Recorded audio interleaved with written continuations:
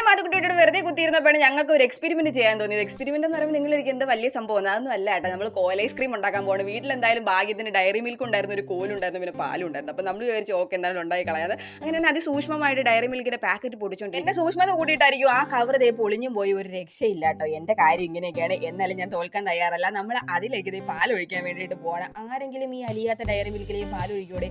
എൻ്റെ ഒരു കാര്യം ഞാൻ വിചാരിച്ച് പാൽ ഒഴിക്കുമ്പോൾ അലിഞ്ഞു കിട്ടും, നൽകി കിട്ടില്ല. അവസാനം ഞാൻ ക്ലാസ്സിൽ തട്ടിയിട്ടതേ ഇടിയോട് ഇടി തുടങ്ങി. ഒരു രക്ഷയില്ല കേട്ടോ. എൻ്റെ കൈ പോണതല്ലാണ്ട് ആ ഡയറി മിൽക്ക് ഒരു വേദ അലിയുന്നില്ല.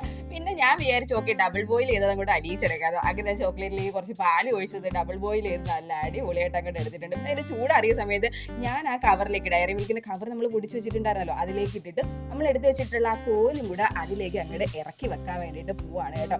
ഭയങ്കര പ്രതീക്ഷയിലാണ് ഇതൊക്കെ ചെയ്യണത്. നാളെ എന്താവും ദൈവത്തിന് മാത്രം അറിയാം കേട്ടോ. അങ്ങനെ ഞാൻ അതും കൂടെ അതിനകത്ത് കുത്തി വെച്ചപ്പോഴത്തേക്ക് നമ്മുടെ ഐറ്റം റെഡി ആയിട്ടുണ്ട്. എന്തായാലും അത് ഫ്രിഡ്ജിലേക്ക് കയറ്റുമ്പോൾ അടുത്ത ഭാഗം നമുക്ക് നാളെ കാണാൻ.